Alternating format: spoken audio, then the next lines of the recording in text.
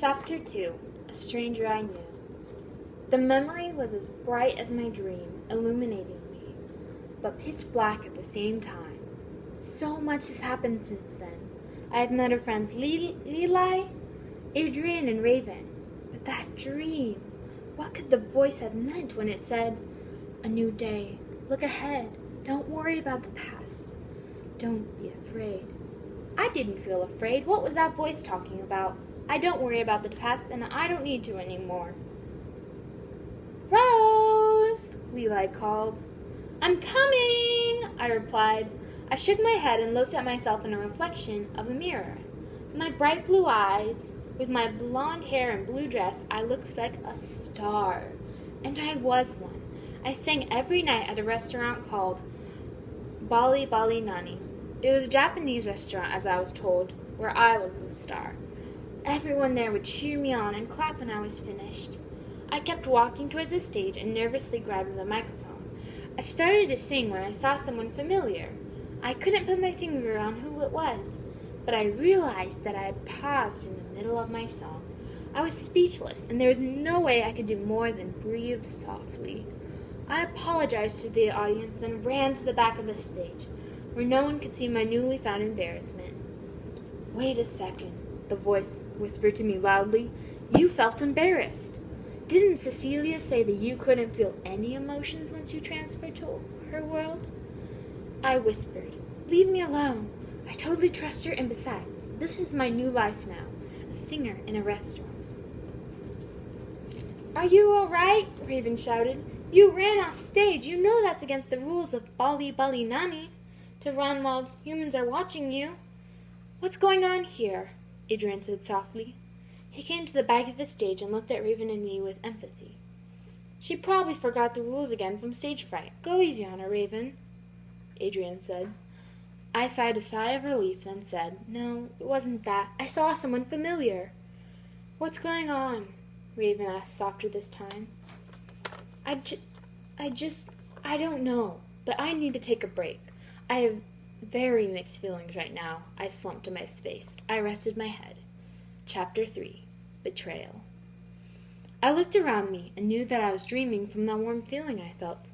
The voice came again this time, and as clear as day, loud and urgently, it said, "You must escape. Once Cecilia and Raven lock you in, it'll be too late."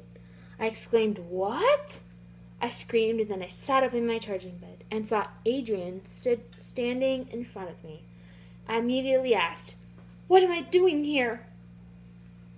Adrian looked excited and told me, "You heard a voice, didn't you?" I called them crazy. "And those light dreams, where you were in the dark and you were captured in the light?" he continues. "I think I know what that means." If I could blush right then, I would have. He was always so nice to me. I always knew somehow that he would be on my side. "How much do you know?" I said. He replied, "Well, I had a dream just last night that I needed to escape this place. I even imagined a memory that I was human, like those people that watch us while you sing and I play guitar." I was speechless. My thoughts started racing. He knew my exact situation. No, he was in my situation, except for the memory of being human. Was I a human once too? He went on. "I know how hard this must be to understand, but you and me, we were human best friends. You were really sick once, and very far away sometimes. Look, the point is, Cecilia might seem nice, but she is dangerous. She knows too much about humans. She wants to make them all animatronics. Please, just believe me." I replied with an interestingly strange calmness. "Okay, I believe you, Adrian." He smiled at me. I knew I could count on you. Chapter 4 The Escape. I wanted to ask more questions, but Cecilia was knocking on my door. Adrian covered my mouth to keep my scream muffled. He pushed me to the ground, and then told me in a whisper, "Crawl through the air vents. It's our only way out," he told me. "Your emotions are returning, and once Cecilia sees that you can feel again, she will numb you with her cupcakes and take away all your memories." I gasped. Those cupcakes that she gave me. That's how she convinced me to become an animatronic, I thought to myself. Memories swirled through my head, and I started to feel dizzy when a picture of that lady I saw with tears in her eyes at the concert I ran in from. But that face, oh, that face! I remember, that was my mom. I started to feel sad, I thought to myself. Adrian saw the expression on my face, and right before I heard the door fall down, I felt a shove, and I was pushed forward into the air vent and handed a hammer.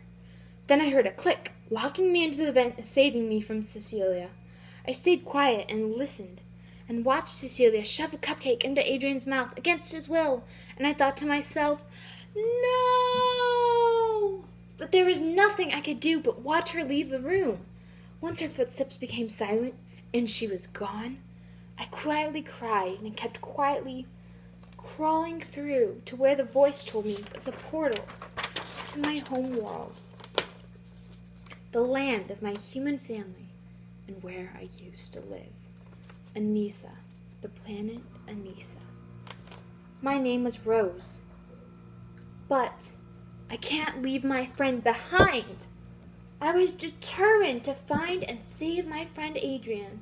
He needed my help. I could never be satisfied until I found my friend and saved him too. His human name came to my mind, Alex. Alex, my best friend in high school.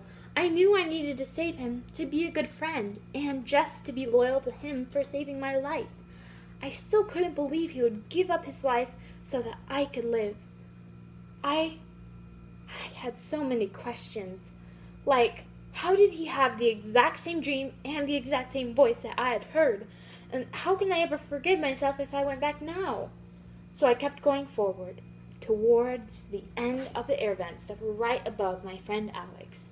I hammered it open and then grabbed his waist and pulled him into the vent, and then closed it and locked it behind me with a satisfying click, right before Cecilia and Raven ran into the room. I told them all that he told me, once their footsteps became quiet and they walked away, and then he continued to follow me up through the vent to the portal. Chapter 5. Home. I took him to the portal, and I was lying down in my bed. I was sleeping. Then I woke up and told my best friend Alex, I just had the strangest dream. Then I told him that it was nothing when he asked what it was. I felt all my emotions from then on. Joy, love, sorrow, and most of all, the beautiful pain. I never ate cupcakes again. The end.